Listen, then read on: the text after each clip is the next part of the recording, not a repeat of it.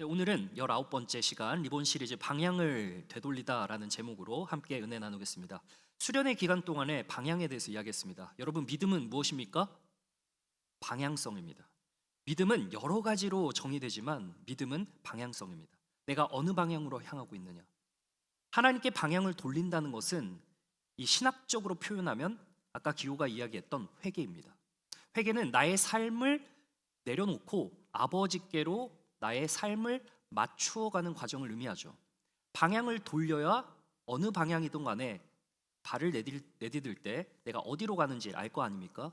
그러니까 하나님께로 향한 방향이냐 아니면 나의 뜻과 원을 위한 세상을 향한 방향이냐라는 이 두 갈래길로 우리의 인생은 나뉘게 됩니다. 어떤 사람은 한 방향으로 나아갑니다. 올곧게 나아간다고 생각합니다. 모든 계획이 다 일사천리로 펼쳐집니다. 말 그대로 형통한 삶입니다. 누구도 딴지 걸지 않습니다. 그리고 이 길이 너무나도 확신에 찬 나머지 이 길로 가면 내가 성공할 것이라고 생각을 하는 세상 사람들이 있는가 하면은, 이 길로 가는 하나님을 향한 하나님의 사람은 이 길로 갈 때 이게 확신, 하나님의 말씀에 의해서 약속된 길이라고 믿기는 하지만 세상 사람들과 늘 비교가 되기 때문에 이 길로 갈까 항상 고민하며 갈팡질팡하는 것이 우리의 모습입니다. 그러니까 세상은 하나님의 길을 바라보지도 않을 뿐더러 그 방향을 맞추지도 않겠지만, 반대로 봤을 때 우리 그리스도인들조차도 하나님의 방향이 여기인데 늘 우리는 기웃기웃하거나 뒷걸음질 칠 때가 있다는 것이죠. 예수님께서는 자기에 대해서 증언하셨습니다. 자기 선언을 하셨습니다. 그리고 다른 사람이 예수님을 위해서 증언했습니다. 그 다른 사람은 제가 말씀드렸던 인플루언서였습니다. 누구입니까? 세례 요한이었어요. 모든 사람들이 1세기 당시에 그의 말이라면 믿어 의심치 않았던 그 한 사람을 향한 방향을 가리킬 때 그 방향을 가리킨 바 된 대상이 바로 예수 그리스도였고, 많은 사람들이 예수 그리스도의 제자가 되기 시작했던 것이죠. 한 사람의 증언으로 말미암아 말이죠. 그리고 예수님께서는 자기가 어떤 사람인지에 대해서 계속해서 드러내셨습니다. 말로요. 근데 무엇보다 우리 사람에겐 뭐가 중요하죠? 사인이 중요하잖아요. 뭔가 드러나는 표적이 중요하잖아요. 결과 가져오라 그러잖아요. 데이터가 중요하죠. 수치가 중요하죠. 근데 그 모든 것을 예수님께서는 다 펼쳐 보이셨습니다. 그래서 능력의 주께서 많은 일을 행하셨는데 많은 사람들은 예수님을 믿지 않았다는 겁니다. 여러분, 증거는 충분한데 왜 믿지 않았을까요? 이 부분에 대해서 예수님께서 이런 말씀을 하십니다. 한번 읽어보겠습니다. 시작. 예수께서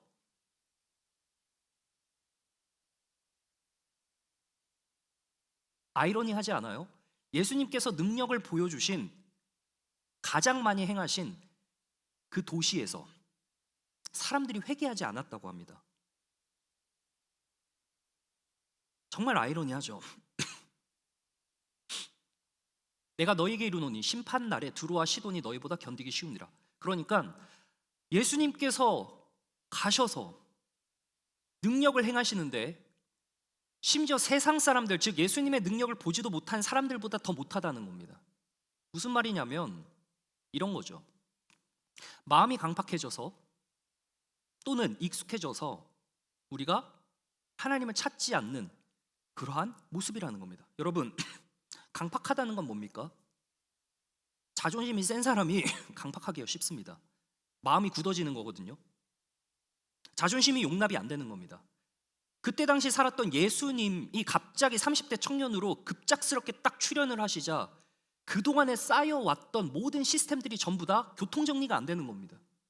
유대인들의 율법, 말 그대로 이 율법이라고 하면 사람들이 거의 신봉하다시피 했죠. 왜냐하면 그들이 선민의식을 느꼈던, 유대인들이 선민의식을 지금도 느끼고 있는데 그 이유가 뭐냐면 이 율법 때문이죠.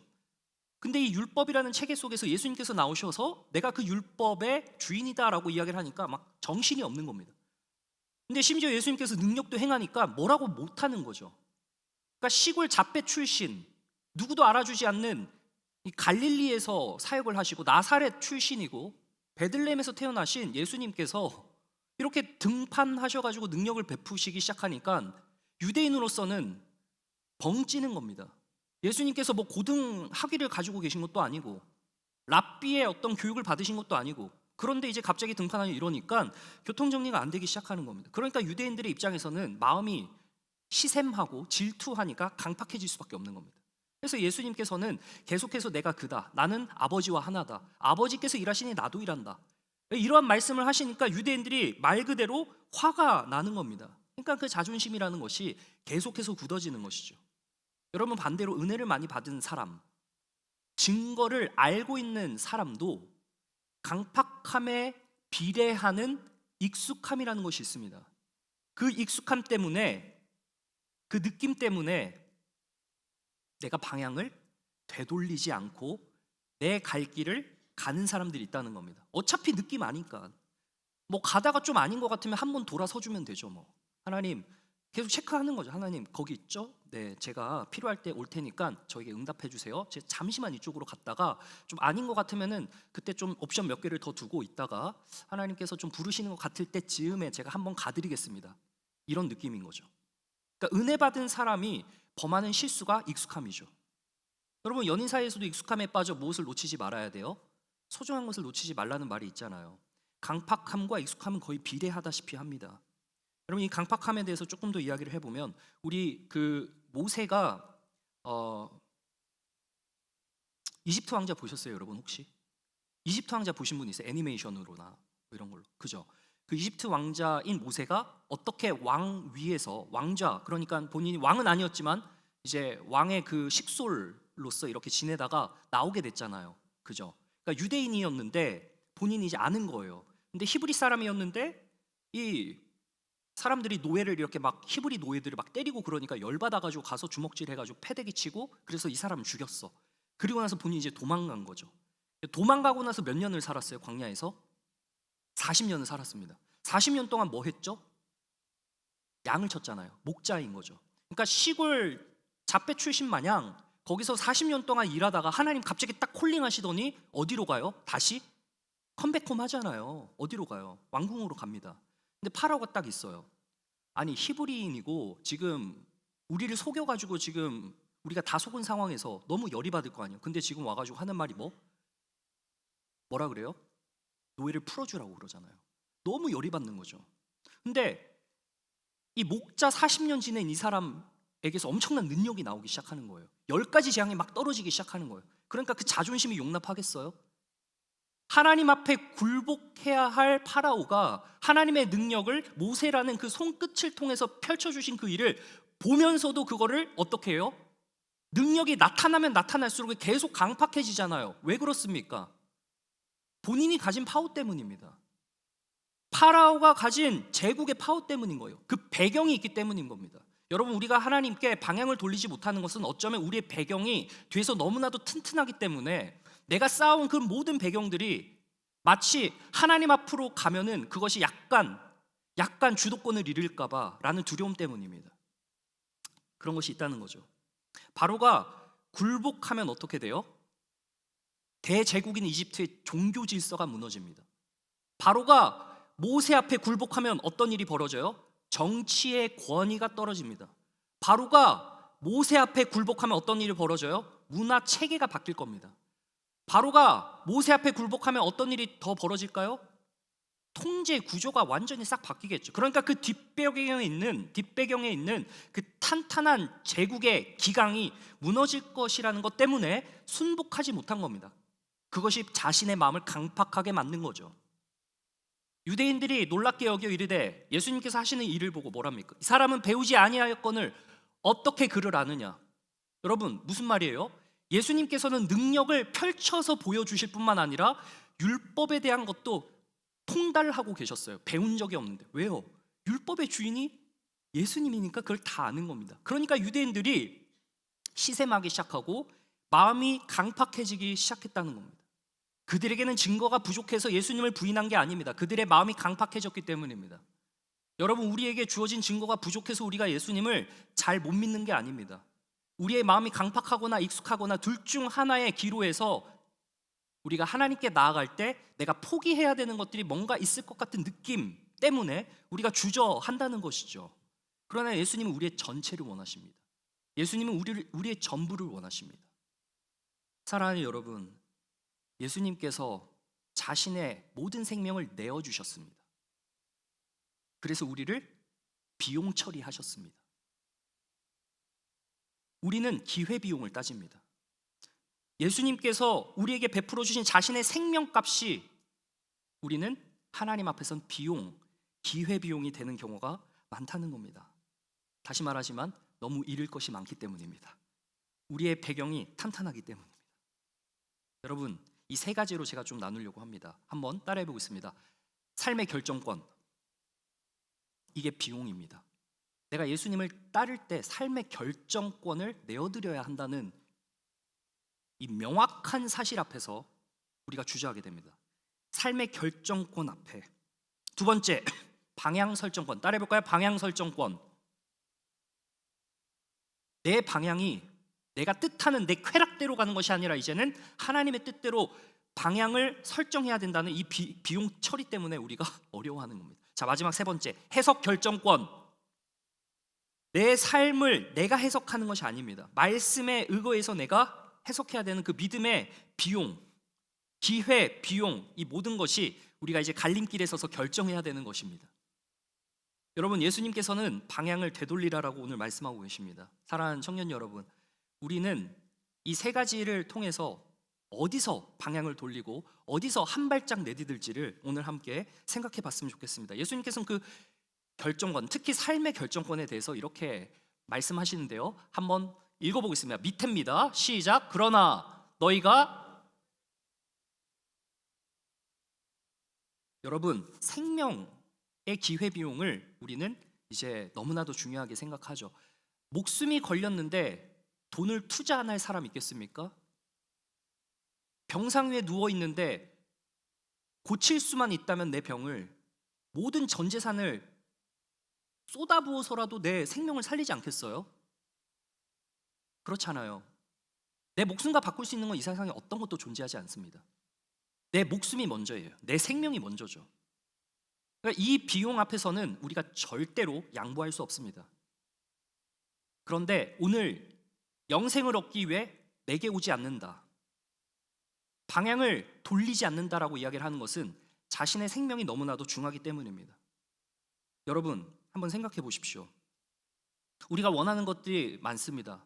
그 원하는 것들은 나의 생명을 유지하거나 나의 생명을 조금 더 값어치 있게 만드는 모든 시도일 것입니다. 투자,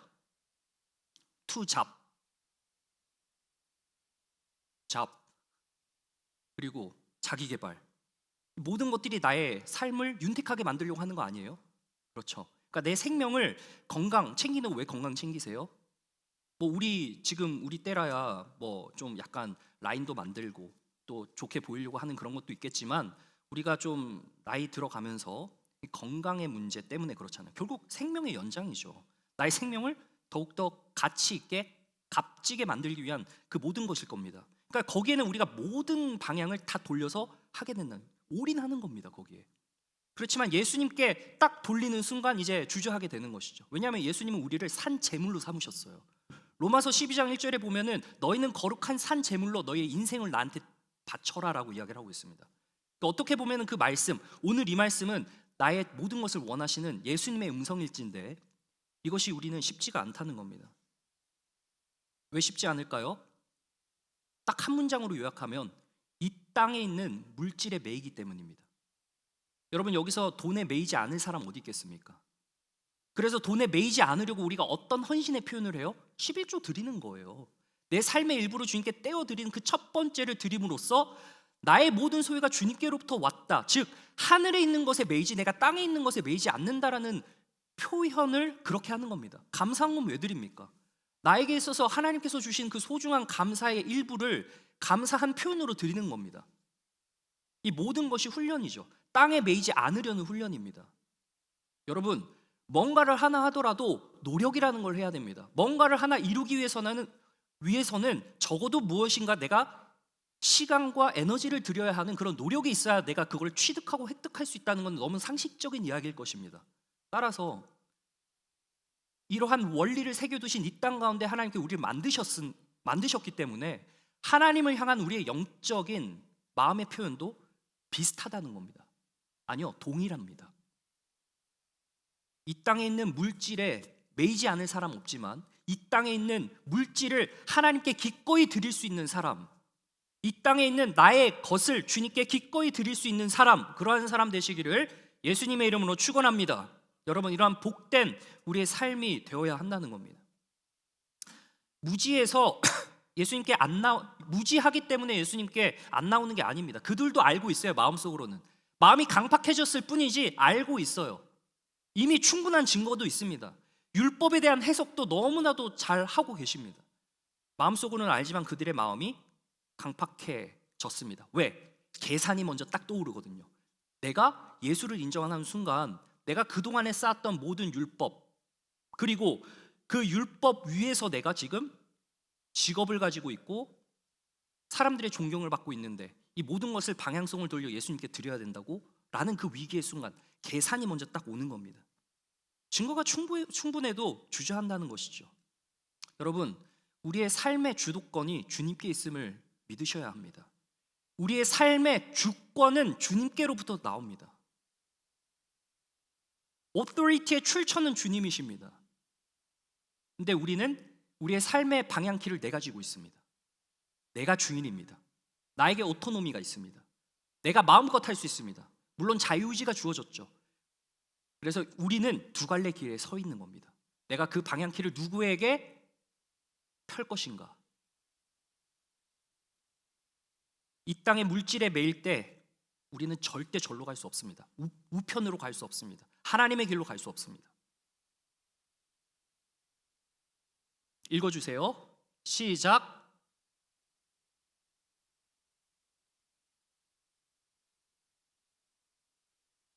와, 예수님께서 조금 과장하신 표현일까? 좀 한번 생각해 봤어요. 성경을 연구하는 신학자로서.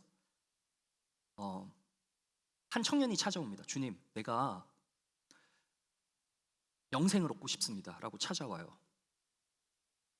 만약에 동균 형제가 저한테 찾아와서 목사님, 제가 교회 나온 지 얼마 되지 않았는데 진짜 교회에서 말하는 가장 중요한 그 핵심 가치인 구원이라는 걸 내가 한번 취득하고 싶습니다. 그 라이센스 어떻게 따요? 라고 묻는다면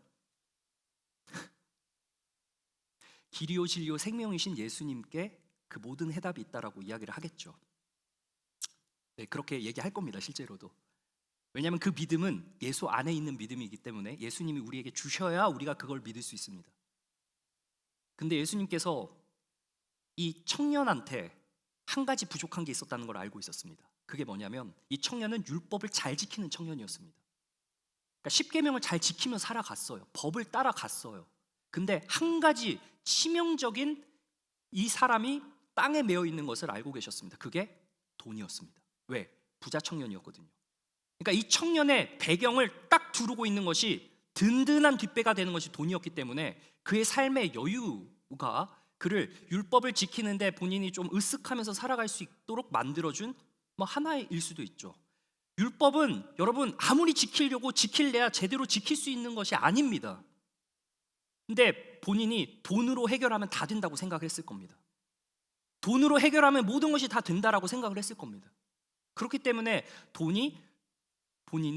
돈을 통해서 본인이 그 율법마저도 지킬 수 있다라고 생각하는 지점까지 이르렀을 거예요. 여러분, 돈이 다 되는 세상 아닙니까? 다르게 표현하면 돈이 있다면 내 삶이 편안해진다라는 것을 우리가 볼 수 있게 되는 겁니다. 그런데 주님께서는 말하십니다. 모든 소유 버리지 않으면 내 제자가 될 수 있다 없다? 없다라고 이야기를 하십니다. 가장 소중한 것, 가장 값진 것을 우리한테 요구하십니다. 여러분, 한번 옆 사람과 나눠보세요. 나에게 있어서 가장 값진 것은 무엇일까? 바로 입에서 딱 나오는 거 있어요? 옆 사람과 한번 나눠보세요. 안 친해요? 친한 척 하세요. 빨리 나눠봐. 내가 가장 값진 거 나한테 딱 하나. 박사 학위, 석사 학위, 학위가 있겠죠. 학생은 학점, 송이 학점, 그죠? 우리 저기 동균 형제 이제 또 가야지 델타 항공으로. 다 그런 게 있다고. 자신의 상황에 맞는 그런 게 있다고, 그죠? 근데 그거 지금 포기하고 나 따라와 하면은 따라갈 수 있어요? 손 내려보세요. 다 따라가겠네, 그죠? 다 따라간다고 우리는. 그렇게 되길 바랍니다. 자신 없네. 여러분, 다 따라가야 돼. 다 따라가야 돼. 왜냐하면 하나님께서는 그 이후의 스텝을 우리보다 더 앞선수를 보고 계시기 때문에 지금 내가 포기하는 게 다소 조금 뭔가 이럴 수 있지만 하나님께서 내 인생 책임지세요. 왜냐하면 약속하신 그분은 믿부셔서 신실하셔서 우리를 가장 선한 길로 인도하시는 분이라는 거 우리가 이 경험하는 걸 저는 그걸 위해 여러분들 위해 기도합니다. 가난한 자들에게 줘라. 그리고 나를 따르라 라고 말씀하십니다. 여러분 땅의 것에 매이면 방향을 돌이킬 수 없습니다. 기회비용이 있기 때문에 그렇습니다. 여러분 하나님께서는 아까 말씀드렸지만 모든 것을 내어주셨습니다. 하나님께서 모든 것을 내어주셨다는 의미는 뭘까요? 하나님에게 있어서 가장 값진 것이 뭘까요? 예로 시작해서 수로 끝나요. 아들이잖아요. 그걸 우리에게 내어주셨다는 겁니다. 그리고 우리로 똑같이 네 자신을 나한테 주지 않겠니? 이야기하시는 겁니다. 한치 앞을 못 보는 인생, 우리가 미래가 어떻게 펼쳐질 줄 안다라고 생각하시는 분 계신다면 병원으로 가셔야 됩니다. 우리는 한치 앞을 못 봅니다. 앞으로 30초 뒤에, 1분 뒤에 무슨 일이 펼쳐질지 모릅니다. 그럼에도 우리에겐 자유라는 것이 있습니다. 엄청난 가치입니다. 이 자유를 가지고 내가 내 방향을 결정할 수 있습니다. 근데 그 테두리 안에서, 예수님께서 주시는 그 자유의 테두리 안에서 우리가 거할 때라야 참 기쁨과 생명이 있고 허무함이 없습니다. 만족이 있습니다.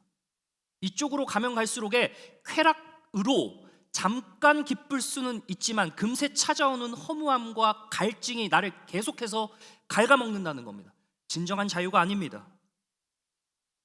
예수님께서는 이 땅에 오셔서 죽으시기까지 하나님 뜻에 순종하셨을 때 그 순종에는 어떤 것이 전제되어 있느냐? 바로 화평입니다. 평화입니다. 그런 것이 전제되어 있는 겁니다. 여러분 1940년도에 독일 나치가 2차 세계대전을 벌이면서 프랑스로 침공했습니다. 4년 동안 프랑스는 나치의 권세에 휘둘려서 억압받았습니다. 모든 건물이 스와스티카, 나치 깃발이 걸려 있었습니다. 자유는 짓밟히고 프랑스 시민은 공포 속에 살았습니다. 자유가 없어요. 그러나 다행히도 4년 뒤 8월에 어떤 일이 일어났어요? 노르망디 상륙작전이라는 이 연합군의 작전이 펼쳐집니다. 그래서 파리에 있는 레지스탕스와 함께 해방작전을 시작합니다. 그래서 1944년 8월 25일 날 파리 시청과 에펠탑에 프랑스 국기 트리콜레레라는 것이 붙기 시작합니다. 이 오늘날 우리가 보는 그 프랑스 국기 있죠? 이 세 가지 색이 무엇을 상징하냐 제가 좀 구글링을 해봤습니다. 보니까 해방을 상징하는 국기입니다. 자유를 얻은 거예요. 무슨 뜻이냐? 쿼트, 우리가 돌아왔다 라는 증거입니다. 주도권이 넘어온 거예요. 모든 거리를 아직 되찾지는 못했지만 도시의 왕권이 이미 돌아왔다는 상징이 딱 붙어 있었던 겁니다. 여러분 마찬가지입니다. 우리의 삶 가운데서 우리의 자유를 하나님의 자유의 방향으로 사용하지 못하도록 만드는 마귀는 우리의 주도권을 뺏어서 계속해서 이쪽으로 손가락질합니다. 일로 가라고요. 세상은 그러한 방식으로 우리의 트렌드에 모든 생각과 가치관을 옮겨놓습니다. 그러나 하나님께서는 지금도 말씀을 통해서 계속해서 하나님을 향해 방향을 돌리라, 믿음의 초점을 맞추라라고 이야기를 하고 계신 겁니다. 우리가 세상의 통치 아래 있지만 현실적으로 그 안에서 우리의 주도권을 주님 앞에 내어드릴 때, 모든 영역에서 내가 주님께 나의 주도권을 내어드릴 때 주님께서는 우리의 생명을 책임지신다는 분이심을 믿으시길 주님의 이름으로 축원합니다. 우리의 땅에 있는 것에 우리는 매입니다. 그렇지만 주님께서는 주님의 뜻에 순종하려고 어떻게든 방향을 돌리는 사람에게 하나님께서 선한 길로 인도하신다는 것을 여러분이 믿으셨으면 좋겠습니다. 예수님께서는 이러한 생명의 기회 비용을 가지고 우리에게 과감하게 도전하십니다. 그리고 사람들에게 어떻게 말씀을 하시냐? 몇 가지가 더 있네요. 제가 놓치고 넘어간 것 같아요. 여러분 너무 이렇게 열정적으로 하다 보니까 몇 가지가 더 있었는데, 자, 쭉 잠깐만. 네, 왔습니다. 자, 금방 많이 뛰어넘었습니다. 여러분에게는 좋은 거죠. 빨리 끝나니까. 자, 한번 읽어보겠습니다. 시작. 너희가 서로 영광을 취하고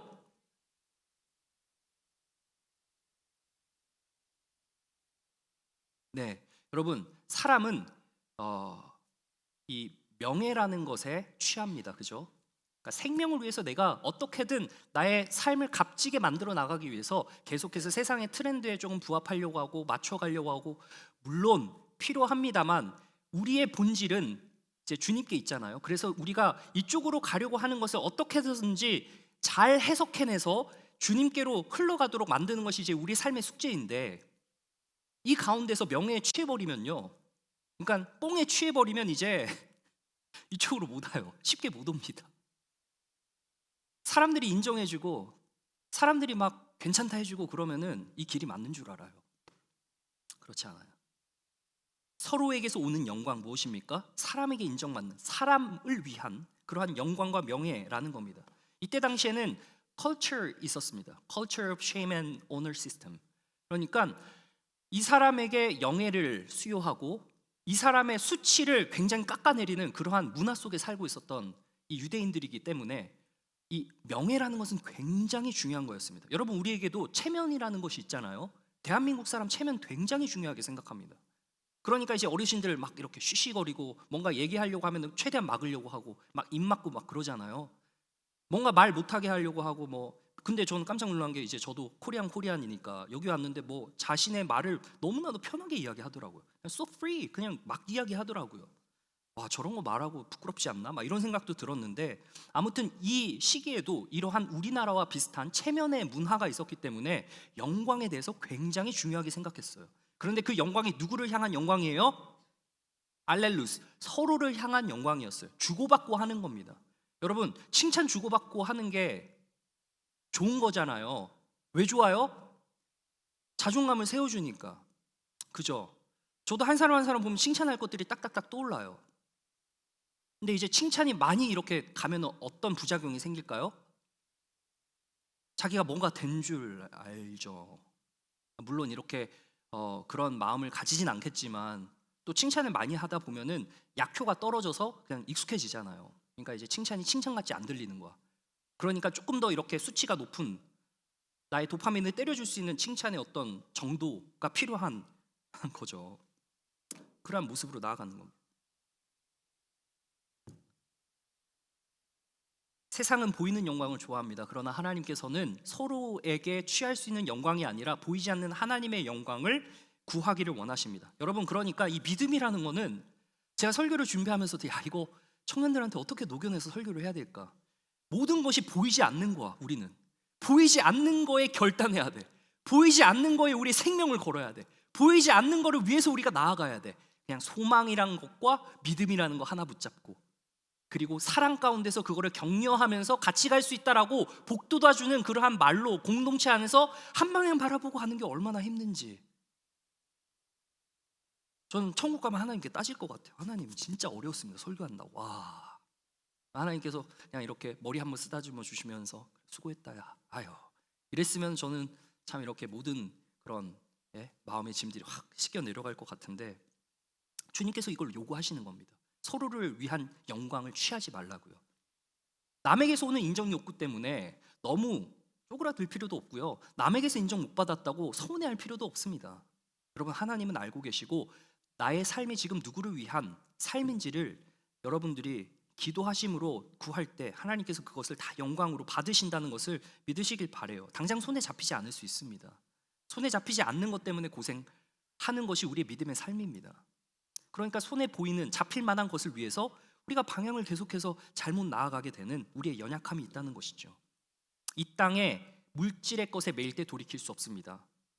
이 땅에 명예에 매일 때 돌이킬 수 없습니다. 여러분, 장기 투자, 그러니까 여기 투자하시는 분 가만히 계셔 보세요. 대부분 하시죠? 주식, 펀딩, 부동산 투기, 로또, 뭐 슈퍼볼, 파이어볼 있어요? 갑자기 생각나. 스노우볼 없어요? 슈퍼볼이죠. 슈퍼볼 그거 맞죠? 그 복권. 파워볼, 미안해. 파워볼, 땡큐. 오늘 땡큐. 파워 있죠, 뭐 이런 거. 우리 다 한 번씩 해보는 거 아닙니까? 저도 한번 계산해봤어요. 내가 파워볼에 당첨될 확률, 273만. 그때 제가 누구한테 물어봤더라? 혁재언니한테 물어봤죠. 그 확률이 어떻게 됐죠? 내가 파워볼에 당첨된 확률이 273만 분의 1이었나? 뭐 아무튼 이제 어마어마한 숫자, 그 수치자 번개를 가면서 연속으로 몇 번 때려 맞아야 돼요? 그렇죠. 여러 번 맞아야 되잖아. 여러 번 맞아야 돼. 그러니까 하나님 저 번개 맞게 해주세요. 그리고 살게 해주세요. 약간 이런 느낌이잖아. 그러니까 우리 다 이제 장투를 하는데 보면은 장투에 대한 소망이 뭐죠? 내가 이걸 놓고 있으면은 완곡한 상승률로 계속해서 상승 수치를 때리다가 나중에 내가 은퇴할 때쯤 돼가지고 그 돈을 다 받아 먹을 수 있을 거라는 소망과 희망이 있잖아요. 근데 이것을 우리가 하는 이유는 많은 사람들의 데이터상 그런 것을 경험했기 때문에 우리가 믿고 가는 거죠. 그죠? 당장의 어떤 그 현금을 빨리 이렇게 할 수 있는 단기 투자 같은 게 가장 손맛이 짭짤하긴 하죠. 왜요? 바로바로 이렇게 오니까. 그래서 뭐 해요? 땡코인 뭐 이런 거 하잖아요. 그죠? 그러니까 금방금방 이게 수익이 환원이 되니까 하는 겁니다. 근데 이제 꾸준하게 하는 사람은 지금 좀 더디고 인내해야 할지라도 미래에 확실한 게 나온다라는 것을 이제 믿기 때문에 믿고 가는 그러한 투자의 트랙으로 뛰어드는 거잖아요. 갑자기 뭐 이런 얘기하다가 갑자기 성경으로 가는데 좀 이상해하지 마시고 연결해가지고 여러분들의 이해를 돕기 위해서 하는 거라고 생각을 해주시고 한번 읽어봐 주시면 감사하겠습니다. 시작. 그러므로 담대함을 버리지 말라. 이것이 큰 상을 얻게 하느니라. 다음이 중요합니다. 너희에게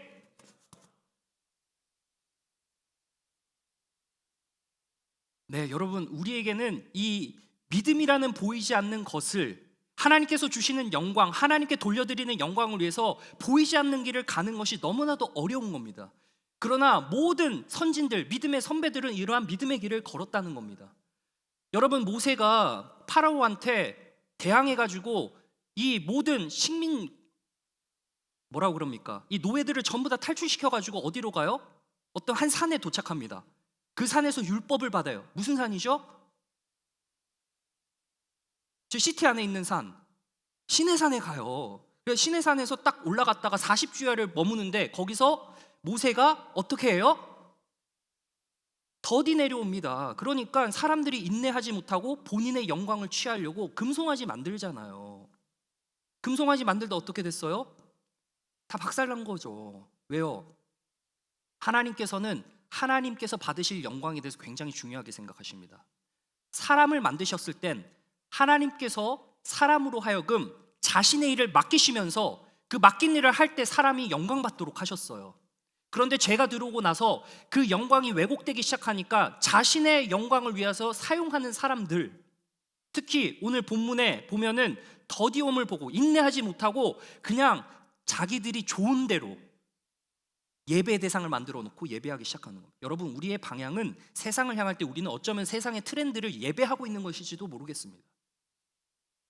우리의 방향성을 늘 하나님께 돌려야 되는 이 훈련이 우리에게 있어야 돼요.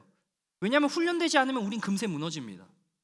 그래서 수련회가 있었고요, 그리고 제자훈련이 있고요, 기도회가 있고요, 금요 영성 예배가 있고요, 각종 모임이 있습니다.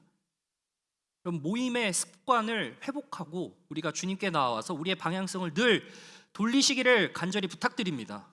우리의 방향성을 주님께 계속 내어 드려야 된다는 겁니다. 이렇게 많은 표적을 그들 앞에 행하셨으나 예수님을 믿지 않았다라고 요한복음 12장이 증거하고 있습니다. 이거는 죽은 사람을 살리고 나서 증거로 표적으로 다 드러났는데도 유대인들이 마음이 강팍해져 가지고 믿지 않았다라고 이야기를 하고 있습니다. 근데 조금 더 뒤로 가 보니까요, 이런 글이 있었습니다. 이사야 선지자가 700년 전에 적은 글이 이제 이게 여기서 성취가 된 건데요, 주의 영광을 보고 주를 가리켜 말한 것이라. 뭐라고 말했습니까? 한번 읽어봐 주십시오. 시작. 그러나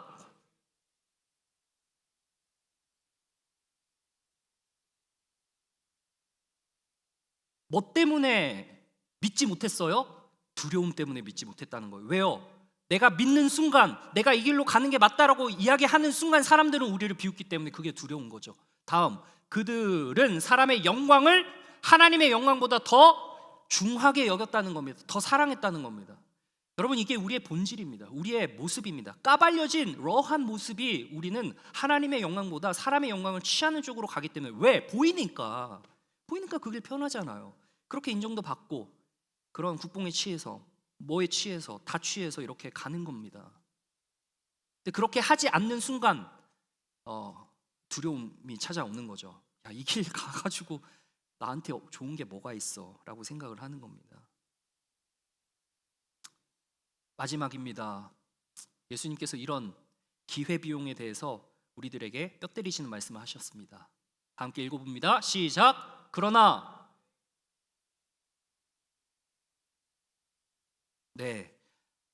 사람들은 상황을 두고 해석을 합니다. 해석의 결정권은 누구에게 있어요? 하나님께 있습니다. 제가 조금 설명을 해드리겠습니다. 이제 거의 다 왔습니다. 여러분 조금만 더 집중을 해주시면 감사하겠습니다. 믿지 않는다라고 이야기를 하고 있습니다. 믿는다는 게 뭡니까? 진실이라고 여겨져서, 사실이라고 여겨져서 신뢰할 만하다라고 충분히 평가되어진 그것을 내가 따르기 시작하는 것이 믿는다라는 표현이죠.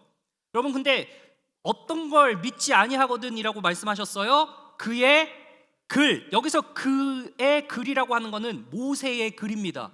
모세의 글은 창세기, 출애굽기, 레위기, 민수기, 신명기까지 하는 이 모세 오경, 지금도 유대인들이 신봉하는 그 모세 오경, 그 율법, 그것을 믿지 않는다라고 이야기를 하고 있어요. 그러니까 좀 아이러니한 거죠. 지금 유대인들은 그걸 믿고 있는데 예수님께서 도리어 그 믿고 있다라고 생각되어지는 그 유대인들에게 너네 믿고 있지 않다라고 이야기를 하는 겁니다. 왜 그렇게 말씀하셨냐? 예수님께서 그 모세의 글의 주인이시라는 겁니다.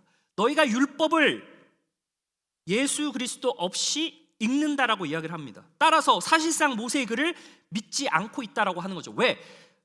율법의 완성이신 예수님이 딱 여기 와 있는데, 내가 이 글의 주인인데 너희가 나를 믿지 않으니 너희는 율법을 믿지 않는 거나 다름없다라고 논리를 전개하시는 겁니다. 여러분, 유대인들은 본인들의 해석에 갇혀 있는 겁니다. 우리는 상황을 봤을 때 우리의 해석에 갇혀 있습니다. 하나님의 뜻이 무엇인지 묻지 않습니다. 그러니까 그 트렌드의 어떤 가치, 이렇게 하면 이렇게 되더라, A to Z까지 이렇게 다 이런 매뉴얼들이 있어요.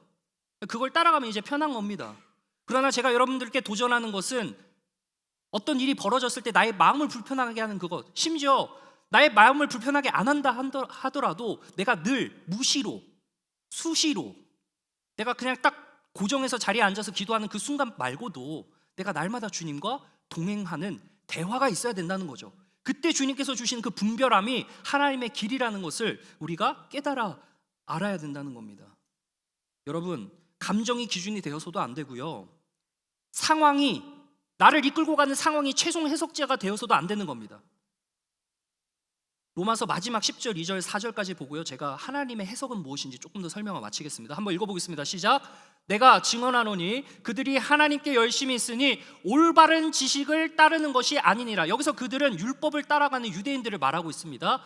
자, 3절 시작. 하나님의 의를 모르고 자기의 의를 세우고자 힘써 하나님의 의에 복종하지 아니하였느라. 여기서 하나님의 의, righteousness는 의로우신 유일하신 분인 예수 그리스도를 말하고 있습니다. 그런데 유대인들은 본인이 율법을 가졌다고 해서 본인들이 선민이라고 생각하는 의에 똘똘 뭉쳐 있습니다. 그러나 정작 예수님을 믿지 않으니 그들은 하나님의 의에 복종하지 않는 자라고 이야기할 수 있을 것입니다. 4절 말씀 마지막 시작.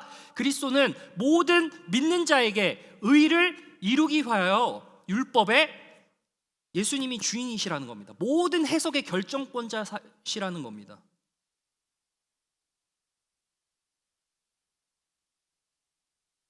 내가 중심이 되는 삶은 어쩌면 세상과 블렌딩된 가치를 따라가는 삶이겠죠. 우리의 삶은 나의 해석과 하나님의 해석이 항상 충돌되는 지점에서 갈등합니다. 이렇게 이야기할 수 있습니다. 야, 상황을 보니까 좀 위험하다. 상황을 보니까 이 기회는 놓치면 끝이다. 뭐 이런 상황들이 있을 거 아닙니까? 우리가 통제자가 된 듯한 생각을 가지게 됩니다. 그러나 기억하셔야 될 건 우리는 인도받는 사람입니다. 사람의 시선에서는 리더, 모세는 통제자입니다. 그러나 모든 순간에 모세는 하나님께 물어봤습니다. 모든 순간에 하나님께 물어봤습니다. 가나안 땅 여호수아 들어보셨죠? 창세기, 출애굽기, 레위기, 민수기, 신명기 다음에 나오는 게 여호수아입니다. 가나안 땅 정복 그런 스토리 한번 여리고성 한번 들어보셨죠, 여러분? 못 들어보셨으면 간첩. 들어보셨죠? 분위기상 끄덕끄덕. 예. 여리고성을 정탐한 12명의 정탐꾼이 있었는데 그 중에 2명은 빼고는 전부 다 사실을 보고했어요. 여러분, 상사한테 사실을 보고해야 돼요? 허위 보고해야 돼요? 첫 번째예요? 첫 번째예요? 첫 번째잖아요. 사실을 보고해야 되잖아요.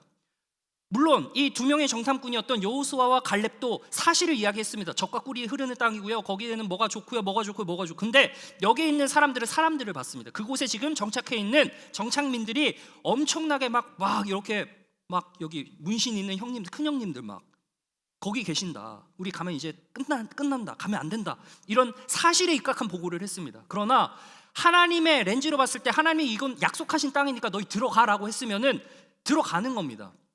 그러니까 좋은 해석을 해낸 겁니다. 좋은 해석을 모세한테 한 겁니다. 여호수아와 갈렙이요. 믿음의 눈으로 본 겁니다. 여기는 두려움으로 해석한 거예요. 두려움. 왜냐하면 하나님 믿지 않기 때문에. 여러분 기억하셔야 됩니다. 하나님의 해석을 받아들인다는 것은 상황이 아니라 상황의 의미를 바꾸는 것입니다. 다시요. 하나님의 해석을 받아들인다는 것은 상황이 아니라 그 상황 그 자체가 아니라 상황에서 나에게 하나님께서 무엇을 요구하시는가에 대한 의미를 부여하는 것입니다. 왜냐하면 하나님은 나를 선한 길로 인도하신다는 약속은 변치 않기 때문에 그 약속을 믿는다면 우리가 하나님께 방향을 돌리고 나아갈 수 있다는 겁니다. 여러분, 하나님은 우리의 상황을 제거하시는 분이 아닙니다. 요술램프 지님처럼 나타나셔서 너 기도했어? 좋아, 내가 콜 받아줄게, 따당 더 줄게 막 이런 분이 아니세요. 상황을 제거하기보다 그 상황을 해석하는 자리를 바꾸시는 겁니다. 유대인들은 모세를 방패로 써요. 그렇지만 정작 모세의 인도를 받지 않아요. 그리스도인인 우리는 어떻습니까? 성경을 붙들고 있지만 성경이 인도하는 곳으로 가지 않아요. 왜냐하면 내 방향이 너무나도 올곧게 생각이 되어지거든요. 이곳으로 가는 것이 편하거든요. 이곳으로 가는 것이 나에게 익숙하거든요. 이곳으로 가는 것이 나를 뒤에서 뒷덜미 잡아서 가려고 하는 하나님에게 내 마음이 강팍해져 있기 때문이거든요. 여러분, 그래서 우리가 기도할 거는 먼저 주님 내 이거 주세요. 이거 필요합니다. 이거 간구할게요. 주님 주셔야 합니다라는 것이 아니라 주님 내가 주님의 뜻에 순종하기를 원합니다. 주님 내가 주님의 발자취를 한번 따라가 보렵니다. 그 안에서 자유를 한번 누려보렵니다. 힘들지만 상황이 이렇지만 내가 한번 하나님께서 신실한 분이라고 하니 나의 해석을 내려놓고 그 상황의 의미를 바꾸시는 주님의 손길에 한번 붙들려 보겠습니다. 그의 나라와 그의 의를 구하면 주님께서 우리에게 필요한 모든 것을 주시는 분이라는 사실을 믿어 의심치 않는 저와 여러분 되실 주님의 이름으로 축원합니다. 기도하겠습니다.